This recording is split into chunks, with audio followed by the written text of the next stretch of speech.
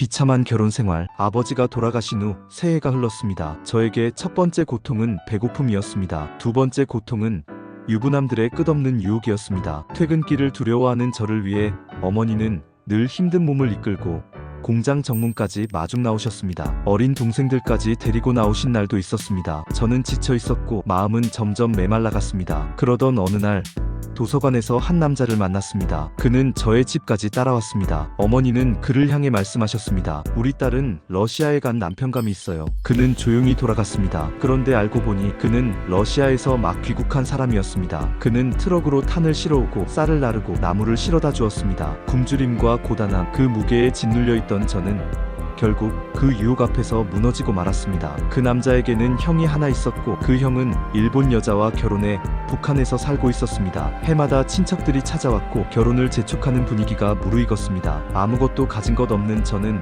결혼 준비조차 할 수 없었습니다. 이불도 옷도 신발도 모두 남자 쪽에서 준비했습니다. 결혼 후 그 물건들은 차에 실려 다시 돌아갔습니다. 저는 그저 바랄 뿐이었습니다. 동생들과 어머니가 배골지 않고 뗄감 걱정 없이 살아갈 수 있기를. 그래서 결혼을 선택했습니다. 사랑이 아니라 생존의 선택이었습니다. 그것이 제 청춘이었습니다. 가슴이 시리고 눈물이 나는 청춘이었습니다. 오신혼의 그림자. 결혼식을 올린 후 제가 처음 발을 디딘 곳은 뜻밖에도 남편의 형네 집이었습니다. 형, 형수, 두 아이, 그리고 일본인 장모까지 이미 5 식구가 함께 살고 있었고 집을 장만할 때까지만이라며 저희는 거기서 3개월을 지내야 했습니다. 형수는 겉으로 보기엔 다정했습니다. 외화 상점에도 데려가주고 옷도 사주었습니다. 하지만 제 마음은 늘 친정 식구들 생각에 무거웠고 고단하고 안쓰러운 마음으로 하루하루를 버텼습니다. 2달쯤 지났을 때 저는 형수에게 조심스럽게 말했습니다. 친정에 다녀오고 싶어요. 형수는 그래, 다녀와라고 하면서도 무언가를 챙겨주지는 않았습니다. 망설이다가 저는 쌀 좀 가져가도 될까요? 라고 물었습니다. 그제야 그녀는 내 손으로 퍼가라라고 했습니다. 떨리는 손으로 작은 비닐봉지에 쌀을 담고 저울에 올려보니 1.8. 그 당시 북한의 배급소는 식량이 제때 들어오지 않아 배급이 일주일씩 밀리는 상황이었습니다. 집에 도착했을 때 어머니와 동생들은 모두 누워 있었습니다. 막내는 말없이 고개를 돌리더니 기어들어가는 목소리로 말했습니다. 언니, 우리 3일 넘게 굶어서 물 먹을 힘도 없어. 저는 가슴이 무너져 내렸습니다. 눈물로 밥을 하려던 찰나 어머니께서 다급히 말리셨습니다. 오랫동안 굶다가 갑자기 밥 먹으면 큰일 나. 한 줌만 넣고 미음을 끓여라. 막내 동생은 밥을 먹고 싶다고 울부짖었습니다. 그날의 그 울음소리는 지금도 제 귀를 때립니다. 그날 밤 저는 다시 형님 댁으로 돌아갔습니다. 잠자리에 들며 남편에게 조심스레 우리 집 사정을 말했습니다. 그러자 남편은 차갑게 말했습니다. 쌀을 20kg나 가져갔으면 됐지 뭘 더 바라냐? 저는 놀라 겨우 1.8kg 가져갔다라고 했지만 형수님은 그에게 20kg를 퍼갔다라고 말했던 것입니다. 남편은 저를 향해 거짓말까지 하느냐?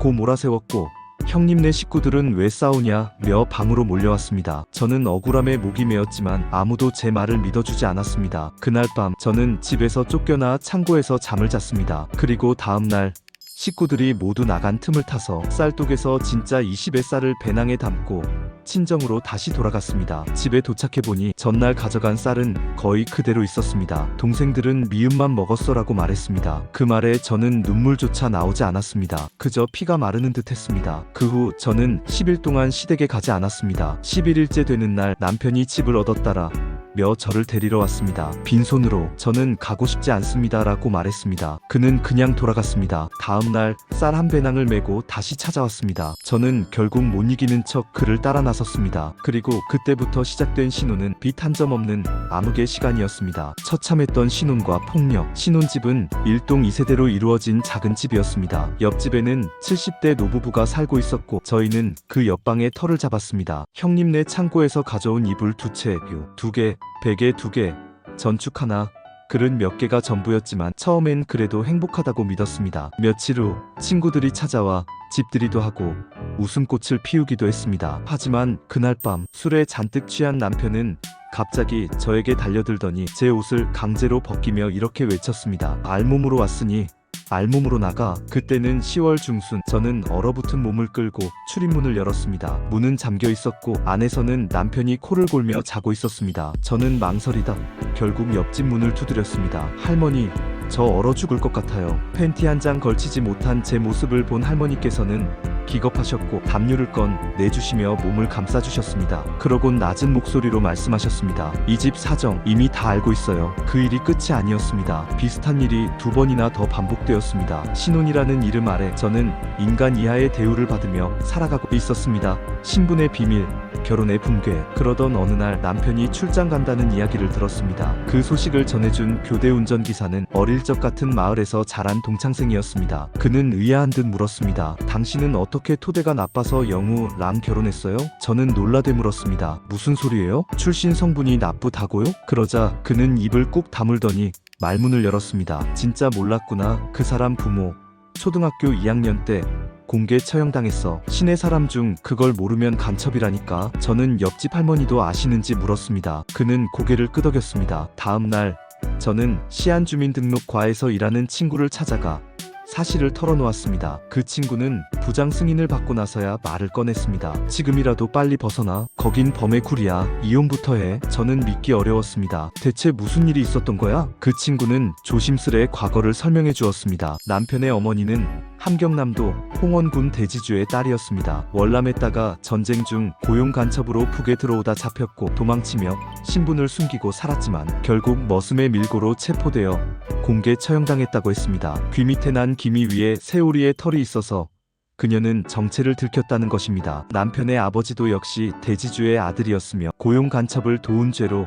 무기징역을 선고받고 갇히었다고 했습니다. 모든 게 충격이었습니다. 결혼 생활이 이렇게 거짓 위에 쌓여 있었다니. 저는 결국 이혼을 접수했고 정해진 날에 재판소로 향했습니다. 마지막 이혼의 날, 이혼 재판 날 아침 저는 오전 10시까지 남편을 기다렸습니다. 하지만 그는 끝내 나타나지 않았습니다. 마침 근처에 시 형님네 집이 있었기에 혹시나 하는 마음으로 그곳을 찾았습니다. 문을 두드리자 5살 난 형님의 딸이 환하게 웃으며 숙모하고 안겼습니다. 그러더니 졸라댔습니다. 과일 통조림 열어줘요. 저는 통조림을 따주고 아이와 마주 앉아 누군가 돌아오기를 기다렸습니다. 형수님은 아랫방에 재봉틀을 놓고 하얀 천에 술을 놓다가 잠깐 외출한 상태였습니다. 저는 무심코 재봉틀 옆 의자에 앉았습니다. 그리고 별 생각 없이 서랍을 열었습니다. 그 안에는 일본 돈 3만 엔이 있었습니다. 순간 마음속 어딘가에서 오래된 분노와 슬픔이 하나로 끌어올랐습니다. 그 돈은 마치 누군가 제게 내민 마지막 위자료 혹은 저 자신에게 주는 유일한 보상처럼 느껴졌습니다. 저는 조용히 그 돈을 주머니에 넣고 아무 일 없었다는 듯 바람처럼 자리를 떠났습니다. 이상하게도 마음이 조금은 가벼워졌습니다. 며칠 후 저는 술에 취해 공원 벤치에서 자는 남편을 발견했습니다. 그를 끌어 다 겨우 재판소로 데려갔고 드디어 이혼 재판이 시작되었습니다. 재판은 놀라울 만큼 간단하고 무미건조했습니다. 판사가 물었습니다. 어머니 성함이 어떻게 되죠? 남편은 고개를 푹 숙인 채 이렇게 말했습니다. 기억이 안 납니다. 판사가 다시 물었습니다. 그럼 아버지 성함은요? 이번엔 한치의 망설임도 없이 대답했습니다. 도수. 그 이름 아직도 제 기억 속에 지워지지 않는 낙인처럼 또렷이 남아있습니다. 7감옥보다 더 불편한 자유. 이혼 후 저는 그 동네에서 더 살 수 없었습니다. 사람들은 제 이름을 부르지 않았습니다. 대신 노랑 대가리 며느리라 불렀습니다. 남편 쪽 시어머니의 별명이 노랑 대가리였기 때문이었습니다. 그 경멸하는 명칭은 저를 향한 손가락질이자 모욕이었고 그 시선은 어머니에게도 뻗쳤습니다. 어머니는 장에 한 번 나가기도 어려웠고 저 또한 완전히 고립된 삶을 살아야 했습니다. 그러던 어느 날 예상치 못한 사람이 찾아왔습니다. 러시아에 갔던 첫 남자였습니다. 그는 이미 제가 겪은 일을 모두 알고 있었고 아무 말 없이 손에 쥐어준 것은 무산으로 가 있으라는 편지 한 통이었습니다. 며칠 뒤 저는 무산으로 향했습니다. 청진역에 내려 외화상점에 들러 옷감천, 속옷, 설탕을 샀습니다. 그 돈은 이미 제 마음속에서 없애기로 한 돈이었습니다. 무산에 도착해 편지를 건네자 편지를 받은 남자는 러시아 시절 첫 남자와 함께 간부로 일하던 이였습니다. 그는 저를 무산역 기숙사에 머물게 해주었고 식료 공장에도 취직시켜주었습니다. 그곳에서 저는 1년을 일했습니다. 오랜만에 겨우 사람다운 삶의 형태를 닮은 무언가를 느끼던 시간이었습니다. 그러던 어느 날 스피커폰 너머로 경비 아저씨의 목소리가 울렸습니다. 손님이 왔소서. 위생복을 벗고 나가보니 찾아온 사람은 이혼한 남편의 형이었습니다. 그는 저를 보자마자 비웃듯 말했습니다. 우리 동생은 죽지 못해 사는데 넌 완전 처녀 같구나. 저 옷 외화 상점 1000이구나. 일본 돈 3만엔 내놔. 조용히 갈 거야. 저는 부인하지 않았습니다. 그 돈은 이미 다 써버렸고 제 입에서 나온 말은 이랬습니다. 그건 인간적으로 손해본 보상이다. 하고 싶은 대로 해라. 이날은 저의 청춘 시절이 감옥행을 선택하는 첫날이었습니다.